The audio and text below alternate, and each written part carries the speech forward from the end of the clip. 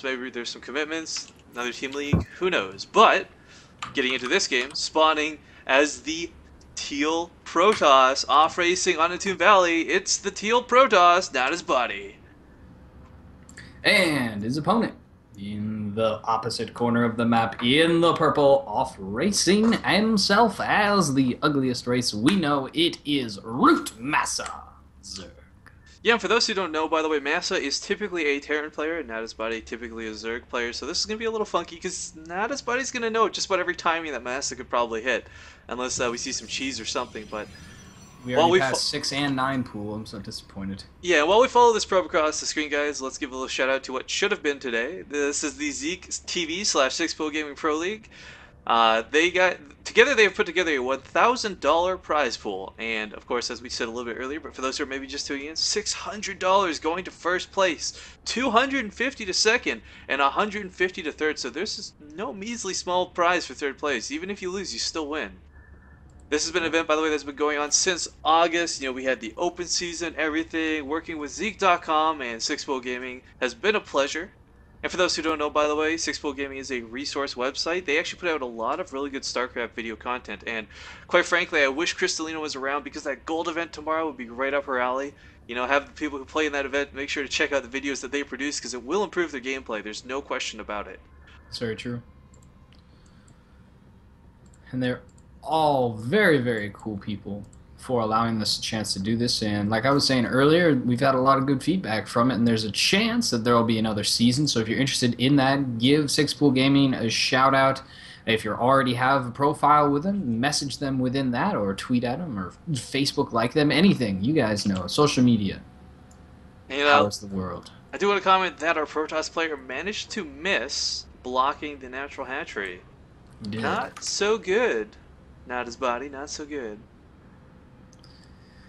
Pretty normal timing for Masa 2. 15 pool there after, or rather 15 hatch there after pool at 13. Now taking extractor while he builds his queen. Oh no, it's an extractor trick. Uh-oh. Not a big deal. We do have, I want to point out though, if this was like a regularized game, we would have seen that pool first, and we would have seen this forge, which was incredibly delayed, might actually let some Zerglings slip by, because if we had a 15 pool exactly, or even something crazy like a 10 pool, ROOTMasa could have very easily slipped past here before any cannons went up. And once you get 2 to 4 Zerglings in that main mineral line, it is hell to clean up. Yeah, and this is a map where, honestly, a lot of Zerg like to do that type of build just because they feel they're at a disadvantage when it comes to taking their third base and getting that proper macro up that most professional Zerg players feel comfortable with. But right now we just have a Zergling coming across the center of the map from Masa, who's going to arrive just before... Yeah, the cannon is severely delayed, so this Zergling will get in. It won't exactly be harassing. It does have 2 Zerglings following up, though. However, the cannon will be up, so those Zerglings are not going to get in, unfortunately. Yeah, and this Cybercrower goes ahead and blocks it off completely, so this one Zergling's going to be annoying, except he's being attacked by 3 probes. Oh, he does run away, though, and you can't really clean this up without a stalker. Zealots are just not fast enough, and you don't want to have to pull probes off of mining for this. And little miscontrol out of Masa there. I don't think miscontrol. I think that's more not his body being very, very quick to react. Quite possibly. And we have a probe that's out and active on the map as well. Yeah, so I guess it's not a complete wall off, or is that probe already outside? I am not sure. But regardless, there is a probe on the outside. There's a Zealot out now, and the Photon Cannon's starting to work on those rocks. In a couple minutes, that will be dead. Hopefully he'll be able to take his third base kind of soon. I'm assuming that's what he wants because he's working on the destructible rocks, but Masa, meanwhile, doesn't look like he's moving towards his third at all. Yeah, you really don't want to with these rocks up, and it's just, you could lose this base so easily, especially to Protoss aggression. Couple Zealots in the early game are so strong because without Roaches, Zerglings are just not the appropriate way to deal with them. But, as I say that, we do have Roaches on the way. Zergling speed started surprisingly early for a PvZ, actually. Typically, you'll see this happen around the 8-minute mark or later, but Masa not messing around. I think that's probably just a matter of it being his off race and just feeling uncomfortable. Well, our Protoss player, I was gonna say our Protoss player is actually playing a little bit like a Zerg player, going for that very early third. Yeah, I think that's just another comfort thing. He's like, I'm supposed to have my third now. It's the 7-minute mark. I should have had my third already. That's how things work, right? Well, I mean, On the the thing is, like, roaches. when you're a Grandmaster level player, you can off-race because you know what to expect Yeah. from your opponent, so you can kind of guess, like, oh, well, that's what I should do. I should have Roaches out by the 6-minute mark, which is exactly what he did. He's moving up here, going straight for that Oh, cannon and while the it's not photon paying cannon is attention. still targeting the rocks. It's not even. And it's Oh, still not useless. shooting these. There's the force field, but the Useless cannon will cannon. fall. And not his body. I mean, a couple sentries are going to force field for a while, but the DPS of these Roaches is going to be way too much for them to handle. Sentries do eventually tickle the Zerglings to death, but now they're out of force fields and the pylon's down. Now probes, they have to be pulled. They can't really fight Five roaches. Roaches being, yeah, they're being about the most effective 5 Roaches I think ROOTMasa will ever use in his life. Yeah, and finally a warp in of one stalker, and the probes do get a surround, but as long as they target fire, they're going to get several kills here. Lots of probes already dead. Yeah, I'm not sure what the trade agreement here was for Nada's body, choosing to sacrifice probes in lieu of sentries, but you can just warp in more sentries. I guess kind of fearing some sort of follow-up and wanting to have those force fields available, but that's not the case. And 11 workers were picked off in that small scruffle. And right now it's 39 probes to 53 drones. So before that, they were actually really, really even, which tells us that Masa cut that a little bit to get the 5 roaches up. And he's even got some Zerglings on the map now who are going to try and poke their way in. Oh, they and do actually they get in. And they're connecting to the sentries, which is even bigger. Done.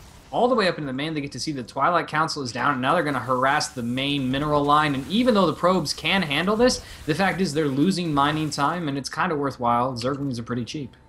And Massa right now going for that Spire. I'm not sure if he's just going to go straight to Broodlords after this or not, but I mean, Mutalisks are actually quite effective against Protoss. There's quite a few cannons down, there's some Stalkers, but still, that's not a big deterrent, because of course the cannons are very stationary, Mutalisks are very mobile, and without Blink on these Stalkers, and with such small numbers of Stalkers, there's just no way to fend off Mutalisks.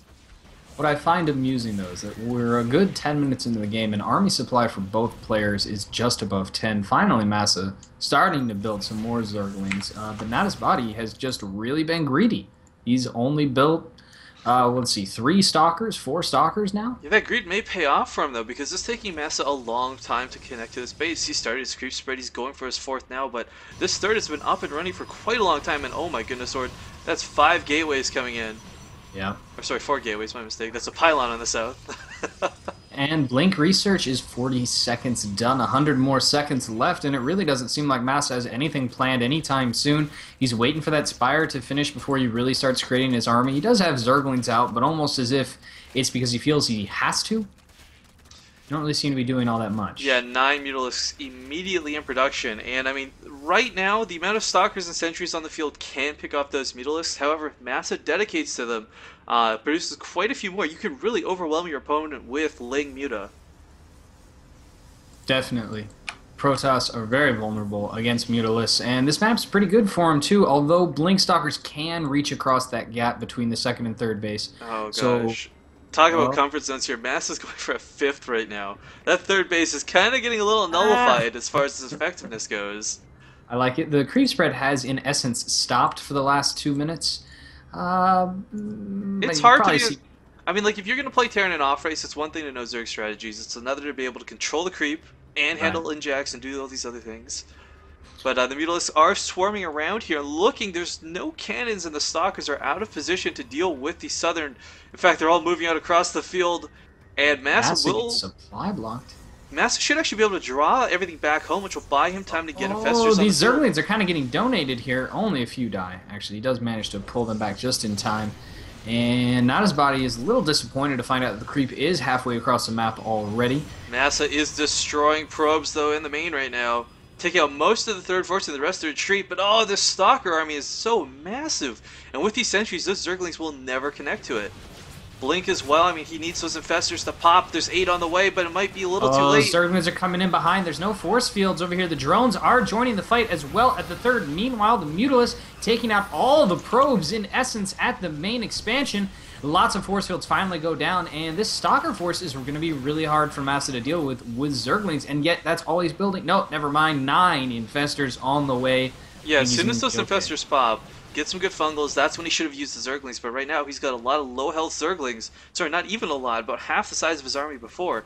But he has shut down mining. Look at this. 0 mineral income right now for Nada's body. There will be no reinforcements to this. All Masa has to do is hold this off. If he holds this force, he wins. Supply blocked again. The infestors nice are fungal. out, and they do have some fungals. There they go down. The Zerglings get nice surrounds on the Zealots, but there's just not a lot of Zerglings. GG. It's thrown out.